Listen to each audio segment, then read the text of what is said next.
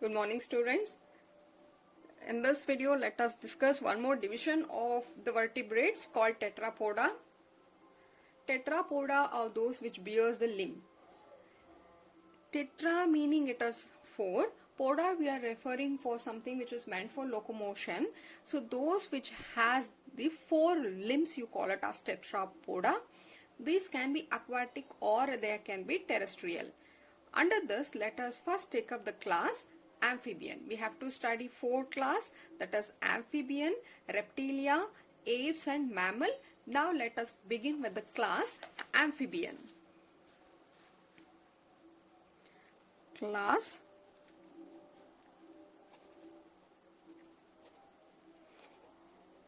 amphibian. So most of you are aware of amphibian. As soon as I say amphibian, the picture which comes to mind is the frog. So amphibians meaning what? Amphi meaning both. So those which can live both in the aquatic as well as on land, terrestrial habitat, you call it as amphibians. So amphibians can be present in the water. They can survive in water as well as they can stay on the land. So here amphibians, the body of the amphibian is divided into 2 main regions. One is head and another is trunk. The body is divided into the upper portion, you call it as a head, and then it is a trunk. And some may have tail. This is optional. Some of them possess tail and some they don't have the tail. For example, in case of frog, there is no tail. In the tadpole stage you can find, but in an adult frog there is no tail present. And here the skin of the amphibian, the skin is moist and they are without scale. In the previous the Pisces we have seen certain scales present on their body. Here in the amphibians the skin is moist. So the reason for them to be moist is here amphibians can respire through the skin. They will respire through the skin and that is called as cutaneous respiration. For the respiration they need this moist skin and that is without the scale. They don't have the scale on their body. And you can see 2 pair of limbs. See, I told you this belongs to the tetrapoda. Tetrapoda meaning I told you 4 limbs, or it has a 2 pair of limb. Both are the same. Here you can see 2 pair of limbs, and unique here is the eye have eyelids. On the eye you can see the eyelid present, and they don't have the external ear, but they have this tympanum. Tympanum here, they represent the ear.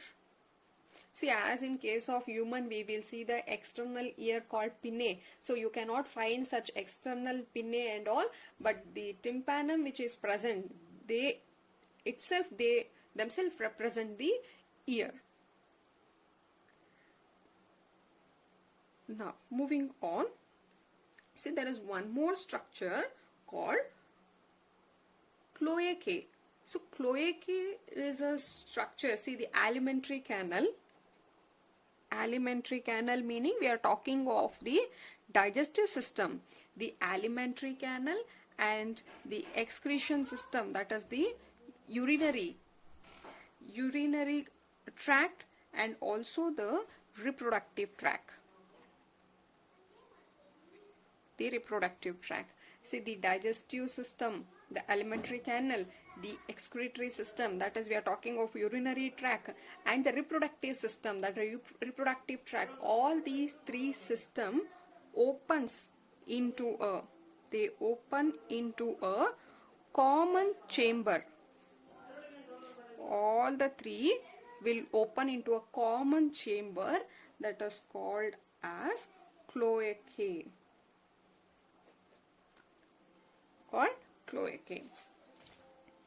And moving on, the heart is three-chambered.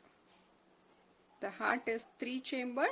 Previously we have seen that the heart were two-chambered, having one auricle and one ventricle. Here it is three-chamber, which show two auricle and one ventricle. And the respiration here can be of the respiration can be through the gills, lungs and skin. See, since some of the amphibians are aquatic, therefore they will respire through the gills, and even they can survive on the terrestrial land, therefore they use the lungs. And also the skin can also act as a respiratory organ. I told you, if it is by the use of a skin, you call it as a cutaneous respiration. If it is by using lungs, we call it as a pulmonary respiration. Right? And they are cold-blooded animal, meaning they can't regulate their internal body temperature. They change the temperature according to the external environment. You call such animals as cold-blooded animals. And the sexes are separate. The sexes are separate, that is a male and female. You can find two distinct animals. One is a male and another is a female. And the fertilization here is external fertilization. External fertilization because their gamete fuse outside, and they are oviparous, which lay the egg, and the development here can be indirect. They develop through a larval stage. So even in case of frog, you can see there is a tadpole and then they develop into an adult. So it is a indirect development. An example here is the rana, or you can call it as frog. Clear? So have a small recap. Class amphibian. Amphi meaning which can survive both in the water and the land. You call it as amphibian. Their entire body is divided into head and trunk, and some may have even the tail along with this head and trunk. Their skin is moist. I told you this is necessary for the respiration purpose, and they are without the scale. Since they belong to the tetrapoda, they have the four limbs, or two pair of limbs are present here, and this is the additional that the eye have their eyelid for the protection, and the tympanum which is present, they represent the ear. They don't have the external. If you look at the amphibians, you cannot find out the ears present on their body, because the tympanum which is there, they represent the ear. And the alimentary canal, urinary tract, the reproductive tract, all of the three will open into a common chamber, and you call it as a cloaca. Heart is three-chambered, having two auricle and one ventricle. They can respire through the gills, lungs and skin. They are cold-blooded animals. The sex are separate. That's a male and female are separate. The fertilization is external. They are oviparous, which lay the egg, and the development is indirect. Example, frog. Clear? Now, moving on to the next class, let us take up the class aves. Class aves meaning we are talking of birds. We are talking of birds. So here the characteristic features of birds is the presence of feather. Presence of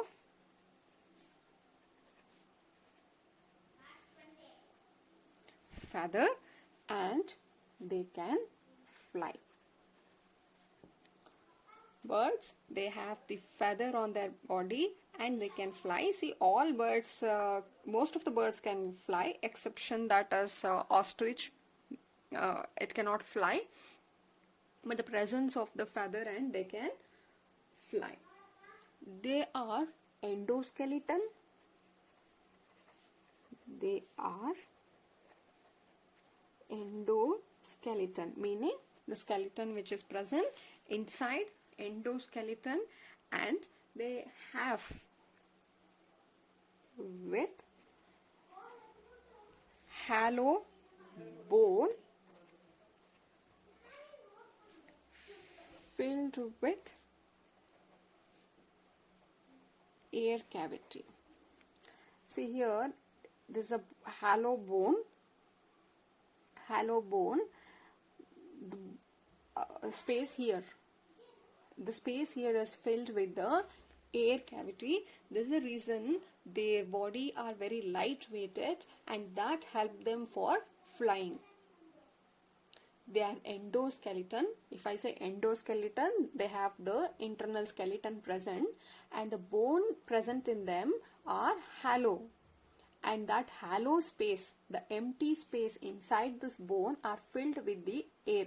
Therefore, this make the birds very light weighted and help them in flying. And the skin are dry. Here, the skin is dry because I told you in previous amphibians and all, the skin is moist because they need it for respiration. Here the skin is dry and they don't have any gland present in them, without gland, but except there is one oil gland at base of tail. The skin is dry without any gland. Gland, we know that they are meant for secreting certain chemicals or hormones. They don't have any such glands present on their body, except they have one oil gland which is located at the base of the tail. They possess beak. See, birds, they possess beak, and the shape of the beak can be different based on their habit, whether they are based on the seed eating, meat eating, the beaks are modified, so they possess the beak. And the four limbs are modified into wings, and the hind limb are modified for walking, swimming, grasping meaning to hold. It's the four limbs. I told you here also, birds or aves belongs to the tetrapoda. They will have this tetrapoda, meaning they should have the four limb, and out of four,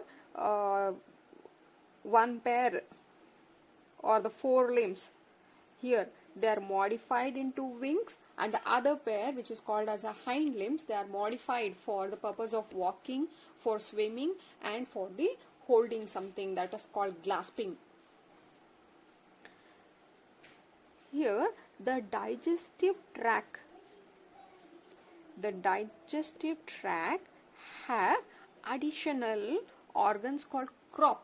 So this crop is meant to store the food. Whatever they eat, they are initially stored in an organ called crop. Later on, they have one more organ called gizzards. Gizzards are there. This will help in grinding the food.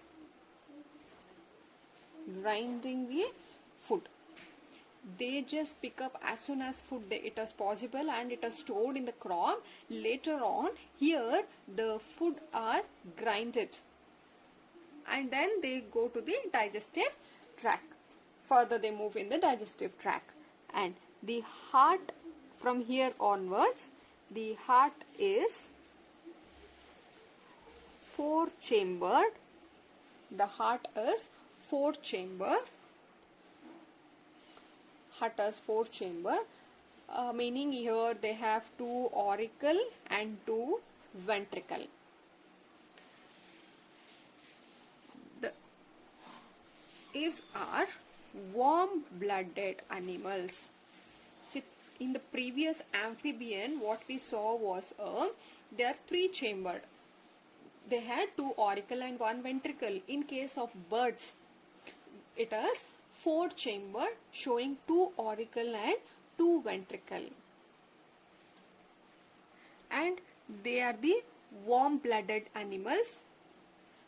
Warm-blooded meaning they can regulate their body temperature. Whatever might be the external environment or the external temperature, their internal body temperature remains same because they will regulate. And this is also called as homeothermal.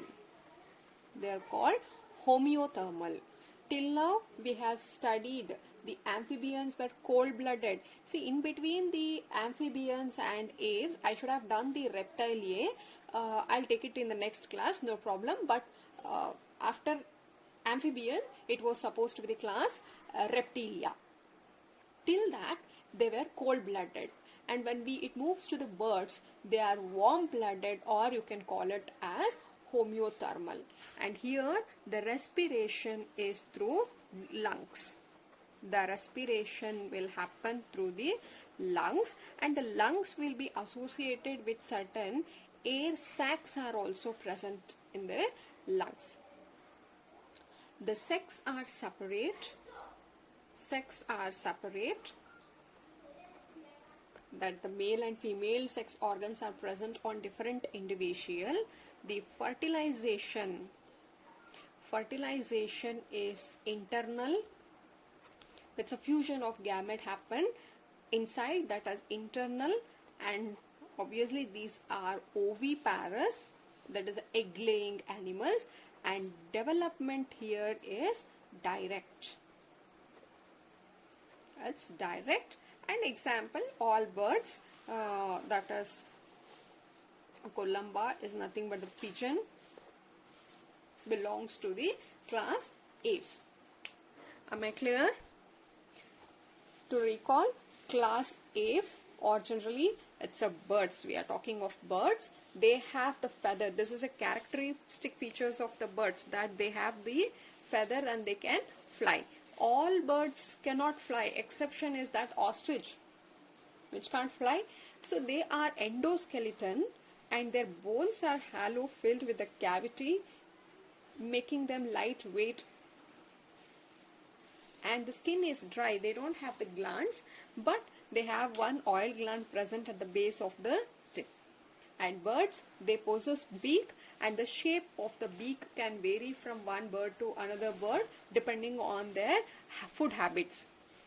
They're the modified one. So here the 4 limbs,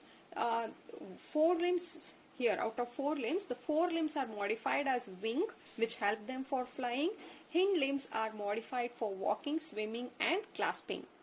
The digestive tract has the crop and gizzard, one meant for storing, one meant for grinding the food.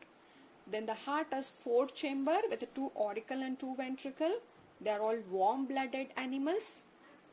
They can regulate the body temperature.